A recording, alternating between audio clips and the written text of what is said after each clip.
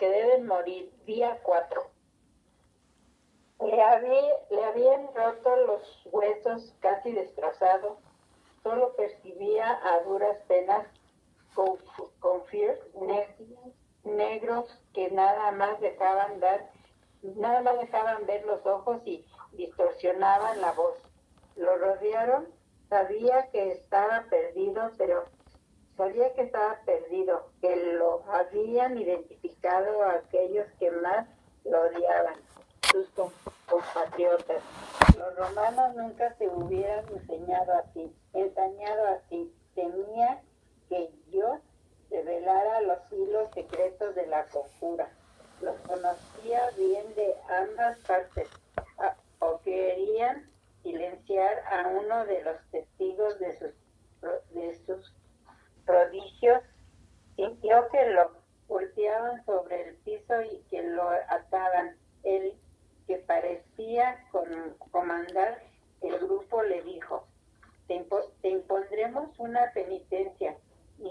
Iscariote, subirás a lo más alto de ese peñasco, al fondo de la cabaña, llevando sobre tus espaldas estas pesadas ánforas que tú mismo has moldeado. Están llenas de polvo negro que nuestros mercaderes han traído de la ruta de la seda, muy lejos, un sitio preñado de creencias paganas como las tuyas, Iscariote.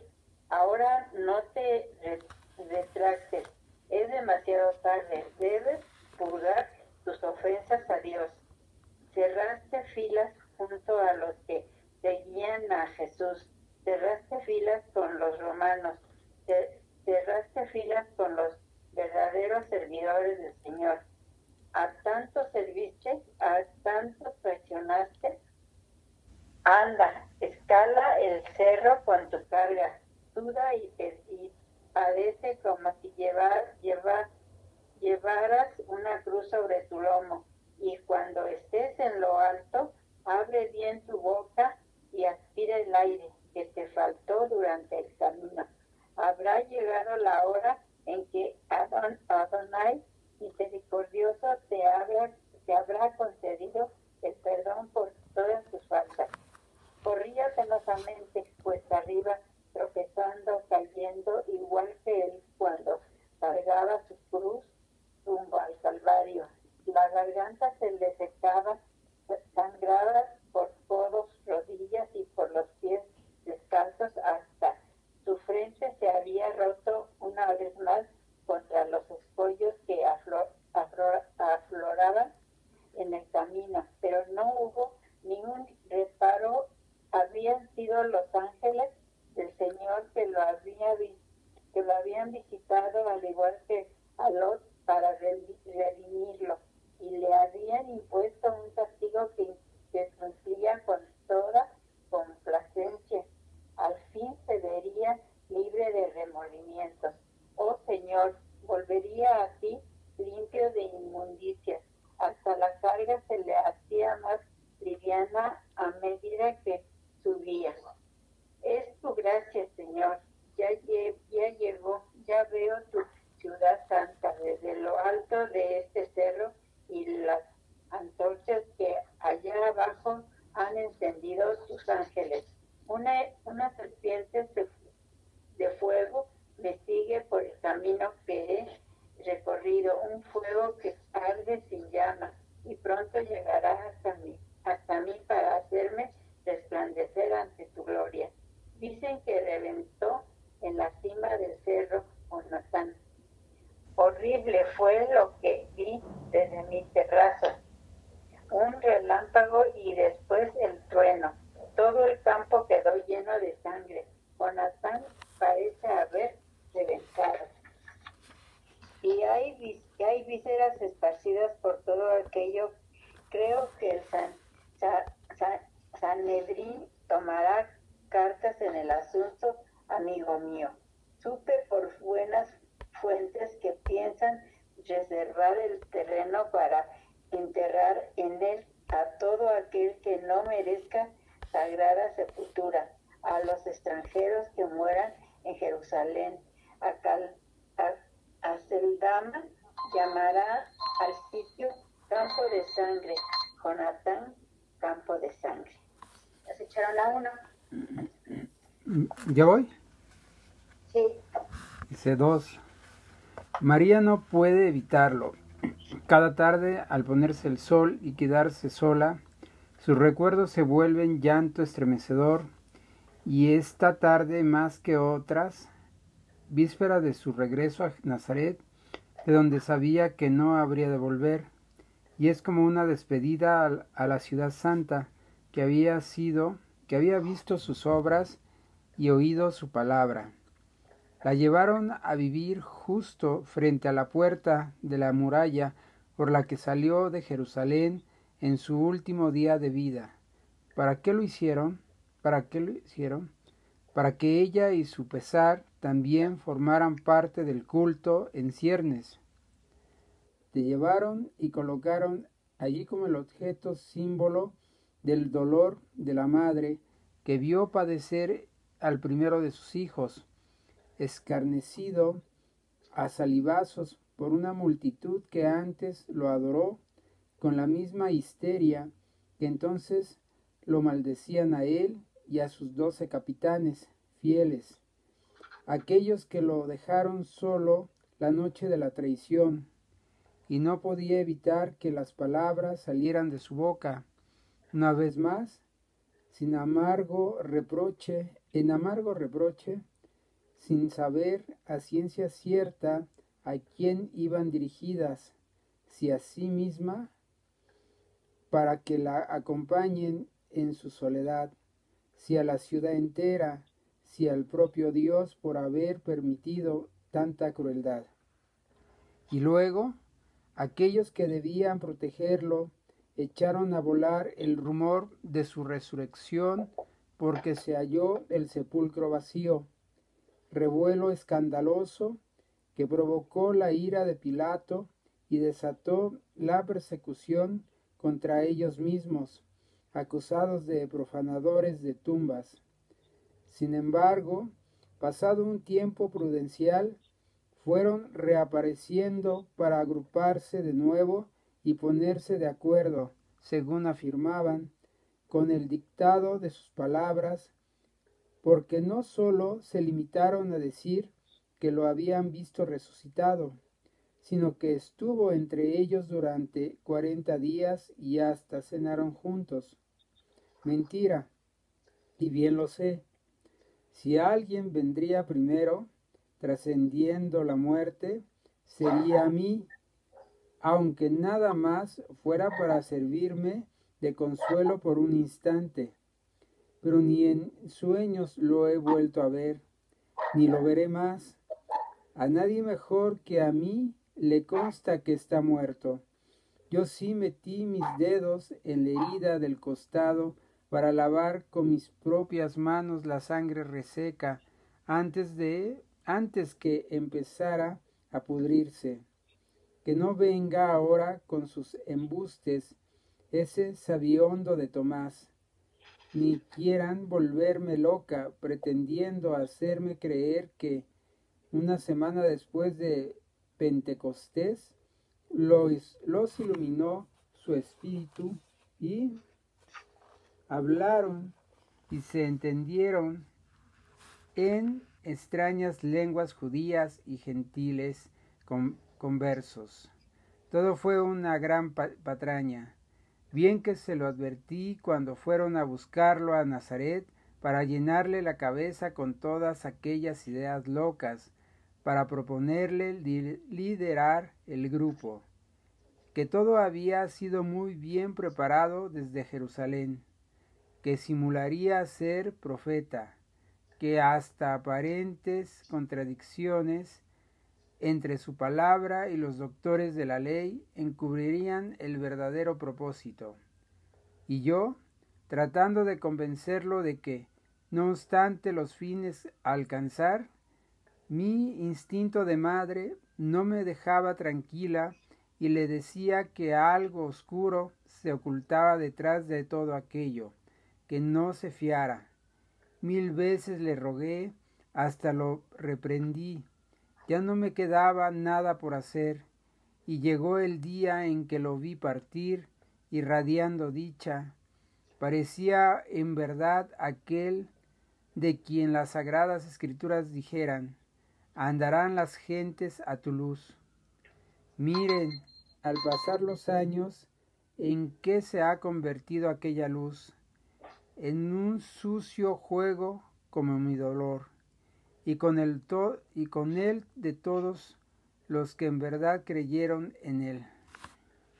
De ahí que no me reprochen haber recogido mis pocas cosas y esperar a que Jaime me lleve de vuelta a mi querida Galilea, donde solo salí una vez y fue para verlo padecer, clavado en un cruz junto a un par de ladrones. Que no trate de persuadirme Simón Pedro, su segundo, más que el Señor, el que lo negó 3 veces en el patio de Caifás mientras esperaba el juicio, al calor de la misma hoguera donde se reunían los que más tarde debían de conectarse clamando su muerte. No siento que lo traiciono si ese me dice que le ha vuelto a la espalda a las palabras de mi hijo, que cómo voy a abandonar la congregación, si soy ejemplo de sacrificio para todas las madres, como él lo fue para todos los hombres. No me dejaré engatusar. El que hoy se jacta de ser la piedra sobre la cual debe erigirse la hermandad de sus seguidores no es más que un burro farsante que ni siquiera sirve para guiar a su propia familia. Y eso de la comunidad de bienes, amparándose en el ejemplo que diera él, fuera falso o verdadero, bien sé que dista mucho de ser cierto. Viudas cuyos esposos, antes de morir, lo vendieron todo y lo depositaron a los pies de ellos, mendigan hoy por los portales del templo, y donde al principio cada cual aportaba su trabajo en favor de todos, ahora ya se pretende que ciertas figuras dejen sus oficios y sean pagados en la caja común para dedicarse a determinadas funciones. Me apartaré de todo eso, volveré a mi adorada Nazaret. Allí al menos me quedará el consuelo de sentarme bajo aquella higuera, donde tantas historias de pastores y magos surgí para él, mientras le perdía en la dulce mirada de aquel chicuelo un tanto revoltoso. Ya vienen a despedirme Anaías y Zafira. Adiós, Zafira. Y tú, amigo Anaías, bien que hiciste en reservar para ti una parte de la venta de tu tierra. Ayúdate a ti mismo y yo te ayudaré, dicen que solía repetir. Zafira posó sus manos sobre los hombros de María y la miró a los ojos. Retén tus lágrimas, ya lo lloraste aún estando vivo. Ciñe tus brazos con las ajorcas que una vez te regaló al recibir su primera paga, cuando ganaba el pan con el sudor de sus hombros. Deja atrás amargos recuerdos, angustias y penas. Ya no hay remedio y de nada valdría lamentaciones. Llévate a tu hijo en el cáliz en que bebió el último vino. Guarda bien esa copa que aún conserva el calor de su aliento. Y cúbrete con una delgada toca de lino. El viaje será largo y penoso. No tomes el camino de Emaús. Tendrías que bordear el Gólgota. Y sería inevitable que tus ojos se volvieran hacia el sitio donde te dijo sus últimas palabras. Quizá postreros desvaríos de moribundo. Ve por Jericó y que el canto de la brisa en los olivos sea para ti su último adiós. Se marchó, Señor, iba con uno de sus hijos, aunque rumbo a Jericó, creo va de regreso a Galilea. Saulo de Tarso desató cuidadosamente el pie que envolvía su abultada cabeza y demoró un poco en responder al joven Sofer, convertido ya en su principal consejero. Hacía calor hasta en la sombreada terraza bajo los naranjales en flor, cuyo perfume, aunque lo intentaba, tampoco conseguía refrescar ni un ápice aquella tarde bochornosa. Una sonrisa burlona acompañó su respuesta. Tantito mejor, querido amigo, pero siéntate, hombre, y bebamos algo. Es un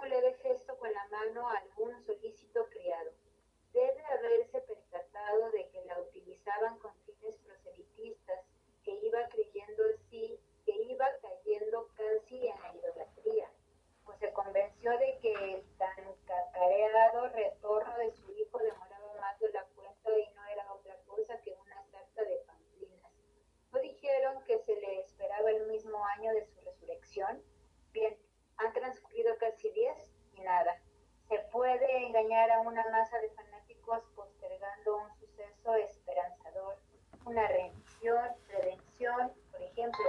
Pero es injusto y hasta ruin jugar con la angustia de la madre cuyas manos amortajaron el cuerpo de su hijo, haciéndola creer que volverá del viaje sin retorno. Bien convencida debe estar de que no regresará. Existen grandes divergencias internas en la secta, señor Saulo. No te detengas, continúa mi fiel amigo. El criado que nos sirve es sordomudo. No temas, di todo lo que hayas averiguado en estos 2 meses.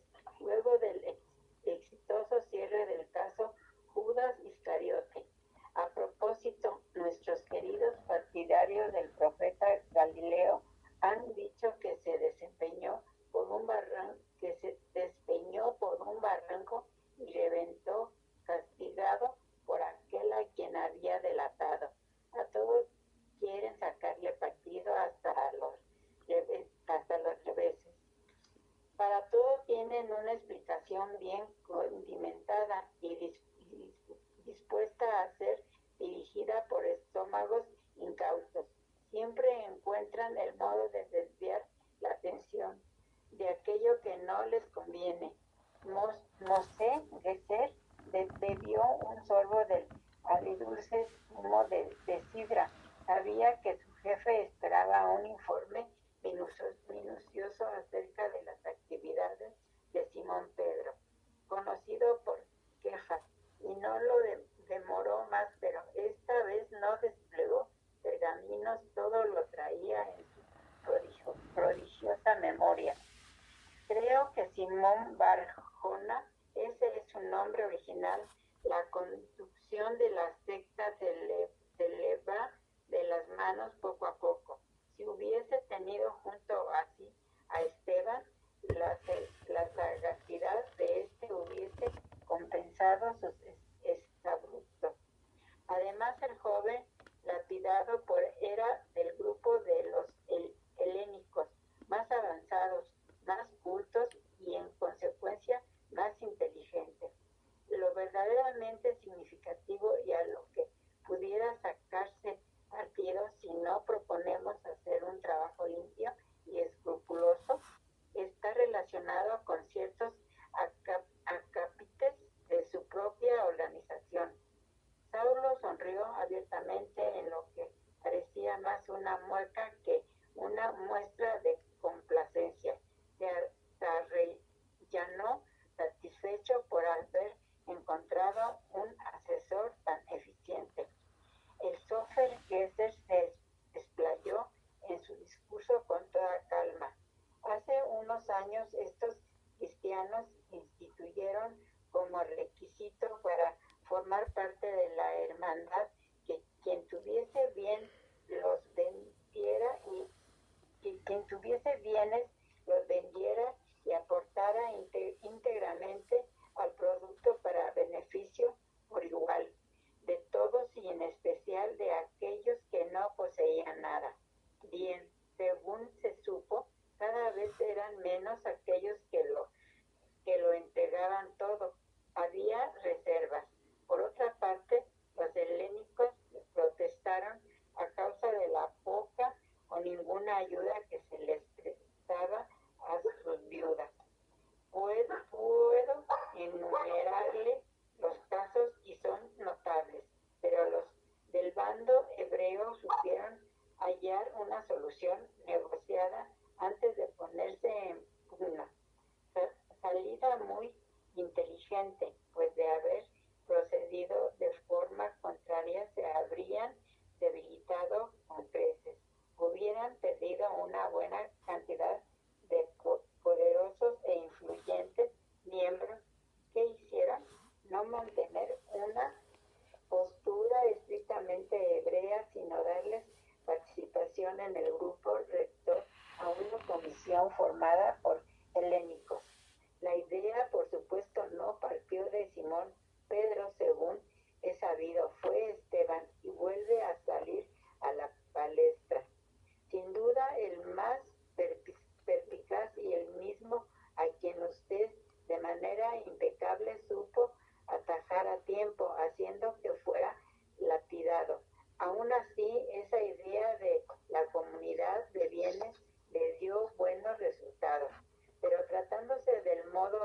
Simón Pedro dirige los destinos del grupo, me parece que para él resulta muy tentador atribuirse funciones y muy peligroso a su vez vivir con el temor a una mala pasada si las comparte.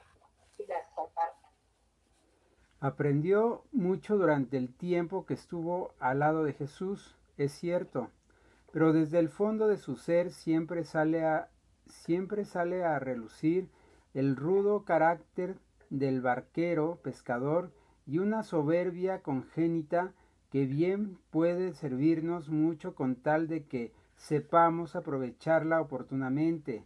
Saulo de Tarso se había puesto en pie y caminaba alrededor del Sofer sin dejar de escucharlo. Pero existen divergencias todavía más serias, Señor, continuó el joven. La comunidad cristiana que se ha establecido en Antioquía, con tal de atraerse la mayor cantidad posible de adeptos, sobre todo griegos, ha hecho graves concesiones que obran en contra de preceptos de la Sagrada Ley, como el de la circuncisión. Ante tamaña infracción, un grupo de fariseos llegado allí comenzó a predicar a los gentiles que, de no cumplir con este precepto, tal como lo hacen los judíos, no alcanzarían la salvación de la que habló Jesús. En síntesis, es palpable que se han escindido en dos grupos: el liderado por Bernabé, partidario de helenizar la secta, y el que comanda el propio Simón Pedro, opuesto a todo ingreso en la cofradía bajo condiciones que tiendan a quebrantar el equilibrio del mosaísmo. Pues, según cita, Jesús bien claro lo dijo: no vayáis por el camino de los gentiles, ni entréis en casa de samaritanos. Ese es el estado actual de las cosas, Señor. Saulo de Tarso se detuvo de espaldas al estudiante de leyes. Los rasgos de enanismo evidentes en su silueta se acentuaron al colocarse a contraluz. Pensaba, embelesado, tanto rato pasó sin mover ni uno de sus músculos que a Moshe Gesser se le imaginó una burda estatua esculpida por las manos torpes de un principiante sin talento. Al cabo, se volvió lentamente. Estos cristianos, seguidos de nuestros propios errores, aprovechándose de nuestros recursos, de nuestras sinagogas incluso, han logrado subsistir como secta y además proliferar como el cardo en terreno beneficiado, gracias precisamente a la solidez de nuestro mosaísmo, a costa del mismo elemento cohesivo que tan unido mantiene al pueblo hebreo. ¿Te das cuenta, mi sagaz colaborador? Ellos no quieren separarse, al menos por el momento. No les conviene, pues solos no podrían apoyarse en nuestra fuerza. Se desprende, mi señor, que el próximo que debe caer sea aquel que represente el peligro mayor e inmediato. Por ende, aquel cuya tendencia sea la de mantener al grupo seguidor del rebelde, apegado al judaísmo, aferrado a los preceptos de la ley de Moisés. En ese caso, Simón Bar Jona, Kefas. Saulo de Tarso hizo una mueca que distaba mucho de ser una sonrisa, aunque él pretendía que lo fuera. Si ese nombre me das. El barquero del mar de Galilea contempló la palma de sus manos y de pronto se dio cuenta de que, aunque torpes y conservando la tosquedad propia de casi toda una vida aferradas al remo o tirando de las redes, una buena parte de sus callosidades había desaparecido. El tiempo pasaba, soplaban otros vientos. Había quedado atrás la villa cercana al lago que lo vio nacer y crecer. Ahora vivía en la capital, en una mansión no tan modesta como la de Galilea, pero se justificaba por el hecho de que era allí donde se requería espacio suficiente para la celebración del ágape, de las reuniones de la membresía y otras actividades imposibles de realizar en las sinagogas de la ciudad. La comunidad había ido tomando vida como la semilla que cae en tierra fértil, y aquí se detuvieron sus pensamientos en la frase que formara parte de una de las tantas revesadas parábolas de Jesús, y también se detuvieron sus pasos. Llevaba ya un buen rato dando vueltas por la habitación en espera del regreso de su secretario, que había ido en busca de María para que ésta presidiera, de acuerdo con una acertada idea suya, la reunión de las mujeres comunitarias. Mas la gestión había sido infructuosa. Se marchó, señor, partió hacia Nazaret y dijo que no regresaría. Pero, ¿cómo es posible que se haya marchado sin siquiera darme una explicación? Habráse visto semejante ingratitud. Si la atendimos mejor que a nadie, si las mujeres, sobre todo las madres de la cofradía, venían a consolarla un día tras otro desde la muerte del hijo, si nunca le faltó nada, hasta se le veneró a tal punto que hubo momentos en que temí que cayera en una especie de idolatría. ¿Qué pretendía? ¿Que también lo resucitáramos? Él no puso en nuestras manos ni los medios, ni todo aquel extraño poder que en ocasiones acaba de relucir para hacer prodigios. Aún me estremezco cuando recuerdo la mañana en que resucitó el hijo de la viuda a la salida de Naín. Nunca nos dijo cómo lo hacía, ni a mí, que era su hombre de mayor confianza. El secretario se recogió un tanto, conocía de los embates exaltados que a menudo hacían tronar a su señor, y permaneció sin chistar. ¿Por qué guardó el secreto de su fuerza hasta la muerte? Quizá no quiso compartir ese dominio temeroso de una traición. ¿Pero de quién? Me devano los sesos si él tenía que estar convencido de que todos le éramos fieles, salvo Judas. Quizá haya sido esa la razón. Él sabía o sospechaba que había un traidor. ¿Y por qué no me confió sus dudas? Quería todo el control en sus manos, quería manejar las riendas él solo, y esa fue su perdición porque no supo hacerlo como era debido. Una y otra vez rechazó el empleo de la fuerza. Sacudió la cabeza, chasqueó los labios y continuó, como desahogándose.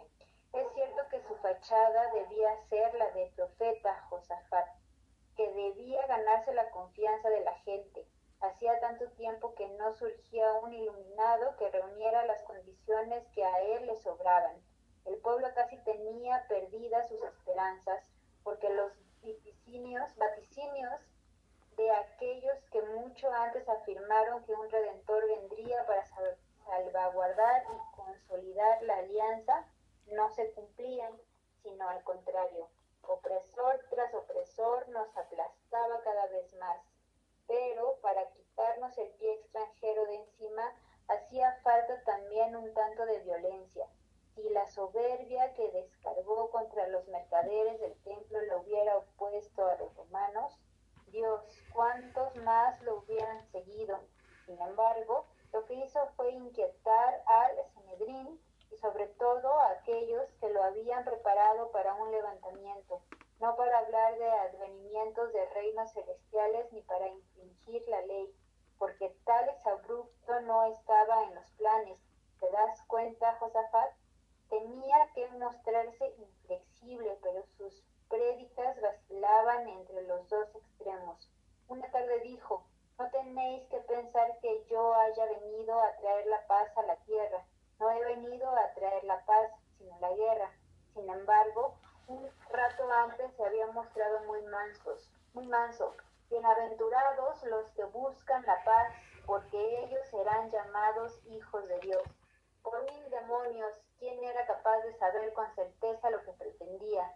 Simón hizo un gesto lastimero a la vez que ladeaba la cabeza y continuó su discurso. ¿Cómo llegó a conocernos Josafat? Cuando comprendía que nuestra confianza flaqueaba, se alzaba imponente, sus ojos chispeaban. Hubo una oportunidad en que por primera vez lo vi enardecido y hasta por la voz destilaba odio cuando nos gritó desafiante: el que tenga bolsa, que la tome, y lo mismo alforja, y el que no tenga, que venda su manto y compre una espada. Pero no pasó de ahí, de una simple exaltación, poco antes de que lo apresaran. Y cuanto habíamos planeado se vino abajo la noche en que cenamos juntos, e Iscariote se aprovechó de ello para delatarnos. Y él lo sabía, y se prendió de mi brazo cuando saqué la espada y herí al levita imbécil que tenía delante. Fue esa mansedumbre de cordero, hermano Josafat, lo que más me irritó. ¿Con que prefieres morir sin ni siquiera defender tu vida?, me dije. Pues ahí te quedas. No somos de tu pasta. Está bueno ya de dar vueltas de pueblo en pueblo, curando tullidos, en lugar de prepararnos para la guerra como debiste hacerlo desde el primer día. Tantos sanaste, y esos tantos a los 3 días de muerto ya ni se acordarían de ti, a no ser por la desaparición de tu cadáver, y porque fuimos nosotros los que echamos a correr el rumor de tu resurrección. Y al cabo, mira en lo que te hemos convertido, en todo un legítimo profeta, en el verdadero enviado, en el ungido, en el Salvador de los hombres. Eso nos lo debe más todo lo que falta y ya se avecina, Josafat, a pesar de las deslealtades. Ahora también su madre nos abandona, tanto que nos desvelamos por ella, sí, por su propia madre, y ahí tienes cómo nos paga. Se larga sin consideraciones, sin tener en cuenta la trascendencia de sus actos. Nos da la espalda, como hizo él cuando más necesitábamos, aunque solo hubiese sido un simple rasgo de rebeldía en su palabra, de aliento para continuar. ¡Opa, Chaglo, te las! ¡Qué malos! Oye, Chona,